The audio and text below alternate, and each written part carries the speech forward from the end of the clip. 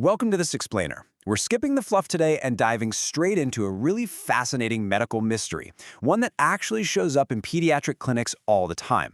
I want you to imagine you're the clinician, and you're suddenly presented with a highly alarming scenario. So here's the situation. We have a 3-week-old infant brought in by her mother, and the mother is, understandably, completely panicked. Her newborn has been vomiting, and even more terrifying, her diapers are showing bloody stools. When you sit down to take the feeding history, the mom mentions she's been giving the baby a standard cow's milk-based formula. Look really closely at those symptoms for a second. We've got a 3-week-old, vomiting, bloody stools, cow's milk formula. So the absolute crucial question here is, what do you suspect is actually happening inside this infant's GI tract?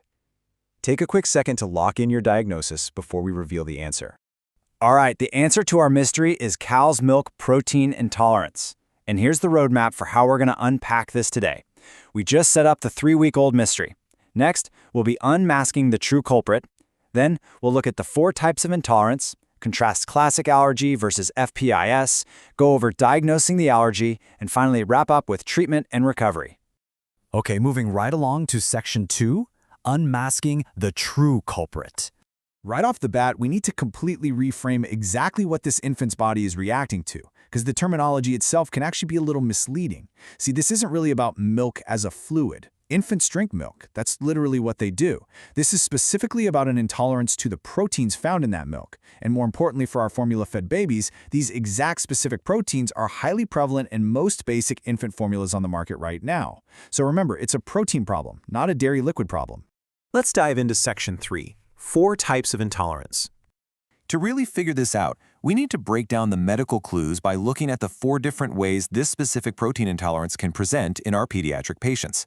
The 4 classifications are 1. IgE-mediated hypersensitivity, 2. Eosinophilic gastroenteritis, 3. Classic milk protein allergy, and 4. Food protein-induced enterocolitis syndrome, which we commonly just call FPIS.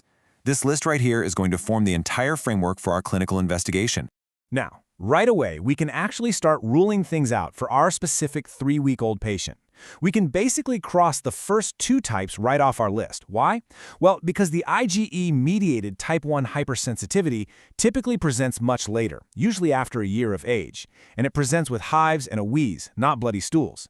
And the second type, the eosinophilic response, that also typically happens way later in childhood and presents more commonly with dysphagia, vomiting, and abdominal pain rather than isolated bloody diapers. So that dramatically narrows down our true suspect list. We're now zeroing in on just types 3 and 4, the classic milk protein allergy and FPIES.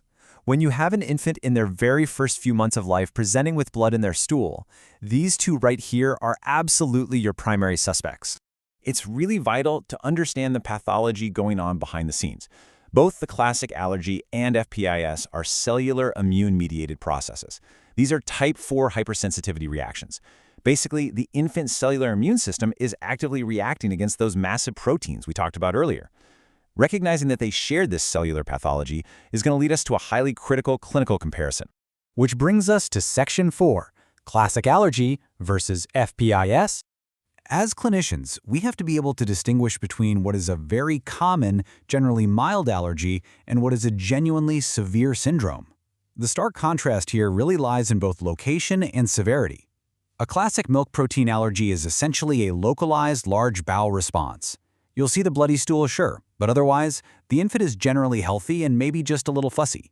FPIS, on the other hand, involves the small bowel, and it is a severe systemic reaction that actually carries a genuine risk of clinical shock. It's night and day.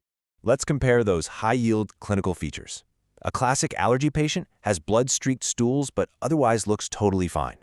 An FPIES patient, however, presents very early after being fed cow's milk with severe vomiting, bloody diarrhea, and real abdominal distension. These infants can suffer from a failure to gain weight, severe dehydration, and again, they can present in frank shock. It is a completely different level of clinical urgency. Now, what about labs? Well, honestly, this is primarily a historical and physical exam diagnosis, so you generally don't even need them. But if you do draw them, you might see hypoalbuminemia due to decreased protein absorption, a leukocytosis indicating a general inflammatory reaction, and of course, your heme-positive stools. Next up, Section 5, Diagnosing the Allergy. So, how do we definitively solve this clinical mystery without heavily relying on lab work? The true diagnosis actually relies entirely on an empirical elimination diet, which is then followed by a highly monitored food challenge down the road.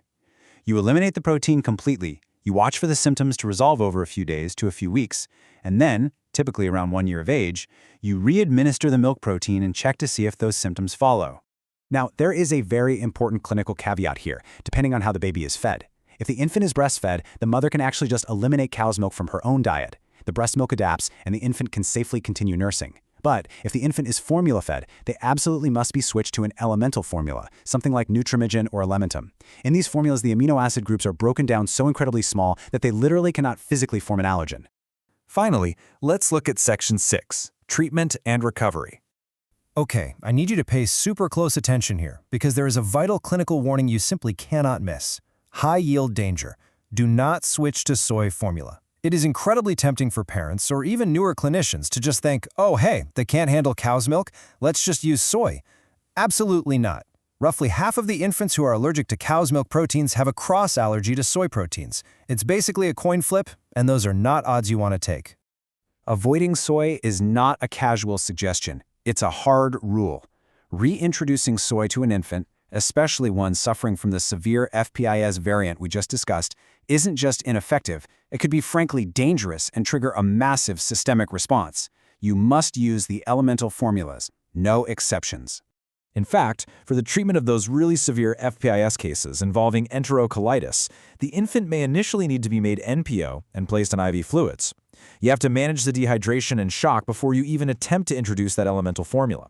You've got to stabilize that small bowel first. But listen, let's wrap up with some much-needed good news. The vast majority of infants will completely outgrow a simple milk protein allergy by their first birthday. By age 1, milk proteins like cheese and yogurt can usually be safely reintroduced into their diet as part of that food challenge we talked about, marking a full, wonderful recovery. Which leaves us with this final, provocative thought to consider. If we know that most of these infants will outgrow this terrifying, bloody stool-inducing allergy by age 1, how will you precisely manage their critical first year?